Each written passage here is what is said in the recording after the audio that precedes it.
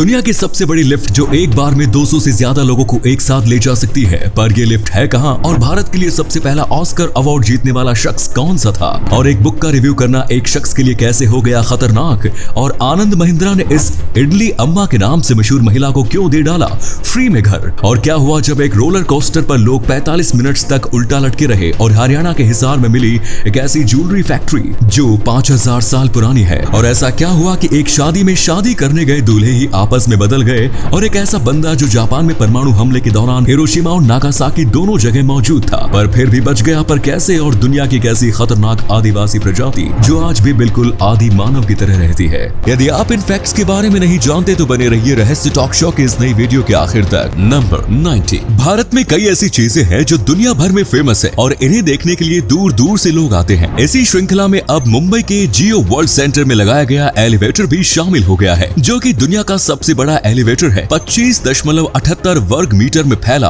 ये रिकॉर्ड तोड़ने वाली लिफ्ट मुंबई के एक छोटे से फ्लैट जितनी बड़ी है। इस लिफ्ट की विशालता का अंदाजा आप इस बात से लगा सकते हैं कि ये एक साथ 200 लोगों को ले जा सकती है। फिनिश कंपनी कोने द्वारा निर्मित 16 टन वजनी इस लिफ्ट को लोगों की सुरक्षा को ध्यान में रखकर तैयार किया गया है। इसलिए अगर आप भी इस लिफ्ट के मजे लेना चाहते हैं तो आज ही मुंबई जाने के लिए अपना बैग पैक कर लीजिए। नंबर 80। दोस्तों, आज आपको ऐसे अनेक शहर मिल जाएंगे जिनकी तेजी से बढ़ती हुई जनसंख्या आज उनके देश के लिए एक समस्या बन गई है। लेकिन दोस्तों, अगर मैं आपसे पूछूं कि क्या आपको पता है कि 1 मिलियन की आबादी तक पहुंचने वाला दुनिया का पहला शहर कौन सा है, तो शायद आप में से बहुत से लोगों को ये नहीं पता होगा। तो हम आपको बता दें, 1 मिलियन लोगों की आबादी तक पहुंचने वाला दुनिया का पहला शहर है रोम। रोम की आबादी 133 बीसी में ही 1 मिलियन के आंकड़े को पार कर गई थी। नंबर 70। दोस्तों, ये जो तस्वीर आप देख रहे हैं ये साल 1918 की। ये वही दौर था जब फर्स्ट वर्ल्ड वॉर की समाप्ति हुई थी। इस युद्ध में लाखों इंसानों के साथ ही हजारों जानवरों की भी जाने गई। युद्ध समाप्त होने के बाद अमेरिकी सेना ने अनोखे अंदाज में युद्ध में मारे गए घोड़ों को श्रद्धांजलि दी। घोड़ों को श्रद्धांजलि देने के लिए सैनिकों ने घोड़े के सिर की आकृति बनाई थी। जानवर को श्रद्धांजलि देने के इस कदम की पूरी दुनिया में तारीफ हुई थी। इसी कमाल के फैक्ट पर प्लीज वीडियो को लाइक कर दीजिए। नंबर 60।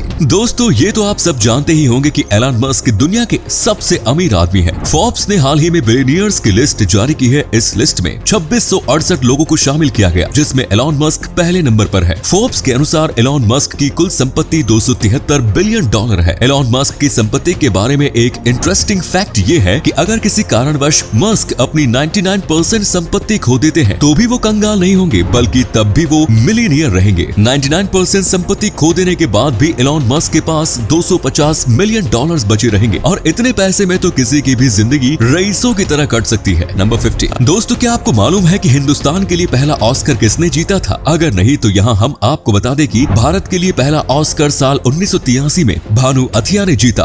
उन्हें ये अवार्ड फिल्म गांधी में कॉस्ट्यूम डिजाइन के लिए मिला। भानु अथिया बॉलीवुड की मोस्ट आइकॉनिक कॉस्ट्यूम डिजाइनर हुआ करती थी। ऑस्कर अवार्ड्स के साथ ही उन्होंने कई नेशनल अवार्ड्स भी जीते हैं। अब दोस्तों, आपके लिए एक पहेली है। इस तस्वीर को ध्यान से देखिए और पहचानिए कि ये तस्वीर किस हीरोइन की है। नंबर 40। महिंद्रा ग्रुप के चेयरमैन आनंद महिंद्रा अपने परोपकारी कार्यों के लिए जाने जाते हैं। इस बार मदर्स डे पर उन्होंने मदद की एक और मिसाल पेश कर लोगों का दिल जीत लिया। महिंद्रा ने इस बार इडली अम्मा के नाम से मशहूर 80 वर्षीय बुजुर्ग महिला कमला थल की मदद कर अपना वादा पूरा किया। आनंद महिंद्रा ने मदर्स डे पर इडली अम्मा को घर गिफ्ट किया है। आपको बता दें कि कमला थल रोज सूर्योदय से पहले उठकर 1000 इडली बनाती है और सिर्फ ₹1 प्रति प्लेट में उसे बेचती है। इनका उद्देश्य मुनाफा कमाना नहीं बल्कि मानवता की सेवा करना है। दोस्तों, इडली अम्मा के इस जज्बे के लिए इस वीडियो पर एक लाइक तो बनता है। इसी अमेजिंग फैक्ट पर प्लीज दोस्तों इस चैनल को सब्सक्राइब करके इस घंटी को जरा दबा दीजिए। नंबर 30। दोस्तों, अगर आपको कहा जाए कि कोई शब्द जोर से बोलिए तो आप कितनी तेज बोल पाएंगे? शायद इतना कि आपकी आवाज गली के कुछ मकान आगे तक पहुंच जाए। लेकिन जिस महिला के नाम पर सबसे तेज आवाज निकालने का रिकॉर्ड है, उनकी आवाज के बारे में जानकर आप सब हैरान रह जाएंगे। दरअसल आयरलैंड की रहने वाली अनालिजा फ्लानागन नाम के इस टीचर के नाम ये रिकॉर्ड है। खास बात यह है कि टीचर ने यह रिकॉर्ड भी क्लास के अंदर ही बनाया था। एनालिजा ने 121.7 डेसिबल्स पर क्विट शब्द चिल्लाया था। शांत करने के लिए इन्होंने इतना जोर से शोर मचाया कि वर्ल्ड रिकॉर्ड बन गया और इनका नाम गिनीज बुक ऑफ रिकॉर्ड्स में भी शामिल है। नंबर 12। रोलर कोस्टर का आनंद शायद ही कोई होगा जो नहीं लेना चाहता, लेकिन क्या हो अगर आप राइड का आनंद ले रहे हैं और बीच में किसी कारणवश राइड रुक जाए। ऐसा ही मामला यूएस अम्यूजमेंट पार्क में सामने आ चुका है, जिसमें अचानक राइड के रुक जाने से 45 मिनट से ज्यादा समय तक लोग उल्टा लटके रहे। दरअसल इलेक्ट्रॉनिक सिस्टम में गड़बड़ी के कारण ऐसा हुआ। इस गड़बड़ी के कारण रोलर कोस्टर ठीक उसी समय रुक गया जब लोग इसके ऊपर उल्टा लटक रहे थे। इस घटना के बाद लोगों की जान हलक में आ गई। 45 मिनट तक ऐसे ही लटकने के बाद सभी लोगों को सुरक्षित बचा लिया गया। नंबर 11 दोस्तों, पुरातत्व विभाग ने हिसार के राखी कड़ी में 5000 साल पुराने एक शहर की खोज की। हाल ही में यहाँ की गई खुदाई में ज्वेलरी बनाने वाली एक फैक्ट्री भी मिली है। इसके अलावा 2 महिलाओं के कंकाल भी, जिनके पास से चूड़ियां, तांबे का आईना, बिखरे हुए टूटे बर्तन। जब एक कंकाल का डीएनए टेस्ट किया गया तो इससे साबित हुआ कि वो मूल रूप से भारतीय थी। इस शहर की खोज ने ये दिखा दिया कि हजारों साल पहले भी भारतीय सभ्यता कितनी विकसित हुआ करती थी। नंबर 10 दोस्तों, ज्यादातर कंपनियों में छुट्टी को लेकर मारामारी रहती है, लेकिन अगर कोई आपसे कहे कि दुनिया में एक कंपनी ऐसी भी है जो अपने कर्मचारियों को अनलिमिटेड छुट्टियां दे रही है, तो आपका रिएक्शन क्या होगा? जी हाँ, न्यूजीलैंड की एक सॉफ्टवेयर कंपनी अपने कर्मचारियों को अनलिमिटेड एनुअल लीव दे रही है। न्यूजीलैंड की एक्शन स्टेप कंपनी ने अपने कर्मचारियों से कहा है कि वे जब चाहे छुट्टी पर जा सकते हैं। स्टेप के वाइस प्रेसिडेंट का कहना है कि ये फैसला लोगों को उनकी जरूरत की छुट्टी लेने और फिर कंपनी के लिए अपना बेस्ट आउटपुट देने की वजह से लिया गया है। नंबर 9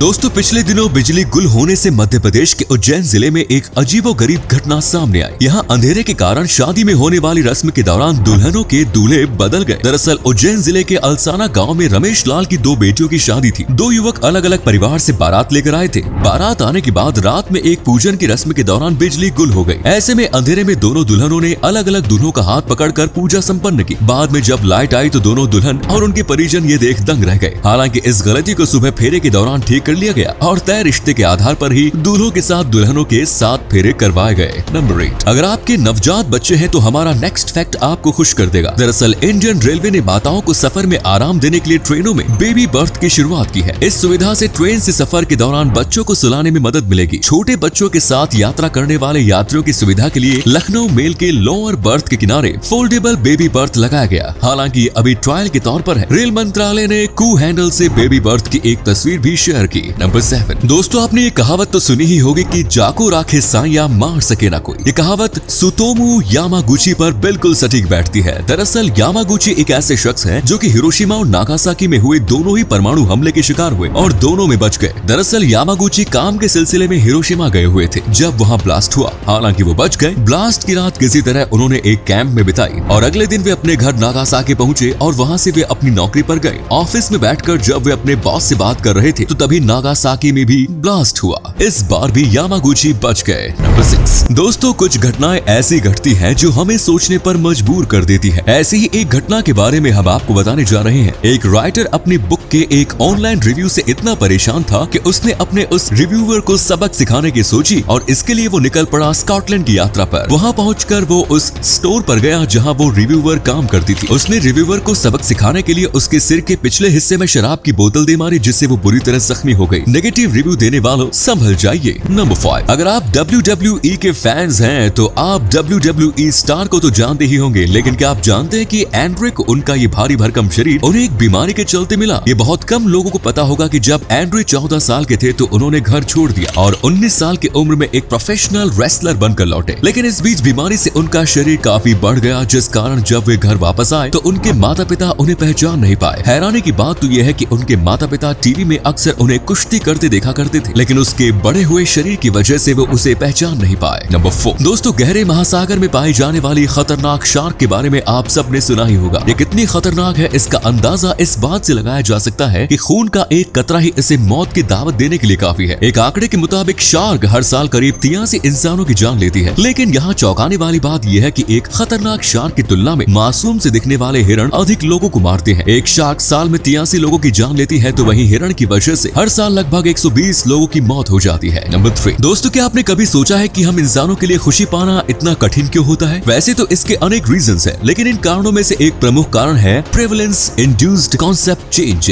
जिसके मुताबिक जब हमारे जीवन में बैड एक्सपीरियंसेस कम होने लगते हैं तो हमारा जीवन पहले से बेहतर होने लगता है। तो उस वक्त हमारा माइंड ऑटोमेटिकली कम बुरे अनुभवों को पहले से भी बदतर समझने लगता है, जिस वजह से हम खुश नहीं हो पाते। नंबर 2 दोस्तों, क्या आप जानते हैं कि दुनिया में पानी के अंदर भी एक हॉकी खेली जाती है? इस हॉकी को अंडर वाटर हॉकी कहते हैं। पानी के अंदर खेली जाने वाले इस अंडर वाटर हॉकी की शुरुआत 50 के दशक में ब्रिटिश नेवी ने अपने डाइवर्स की फिटनेस को बरकरार रखने के लिए की थी। ब्रिटिश नेवी से शुरू हुई अंडर वाटर हॉकी बाद में इतनी ज्यादा फेमस हो गई कि कुछ ही सालों के अंदर इसे दुनिया भर के 20 देशों में प्रोफेशनल तरीके से खेला जाने लगा। आपकी जानकारी के लिए बता दें कि ये अंडर वाटर हॉकी को 10 प्लेयर्स की टीम 20 मीटर लंबे और 14 मीटर चौड़े स्विमिंग पूल में खेला जाता है। नंबर 1 आपने बड़ों को कहते हुए सुना होगा या अपने स्कूल के इतिहास के किताबों में पढ़ा भी होगा कि हमारे पूर्वज आदि मानव थे। वो शिकार कर अपना पेट भरते थे और जंगलों में रहा करते थे। लेकिन समय के साथ सब कुछ बदल गया। समय बीतने के साथ लोगों में बदलाव हुआ, लेकिन हटजा जनजाति आज भी अपनी 10,000 साल पुरानी परंपरा को सुरक्षित रखे हुए है। इस जनजाति के करीब 1300 लोग अपनी बाकी सदस्यों के साथ अफ्रीका में रहते हैं और ये दुनिया की अंतिम शिकारी जनजाति मानी जाती है। ये जनजाति इयासी घाटी के आसपास की पहाड़ियों में रहती है। समय बदलने के साथ साथ इन्होंने अपनी परंपरा को सुरक्षित रखा हुआ है। न तो ये किसी जानवर को पालते हैं और न ही अपना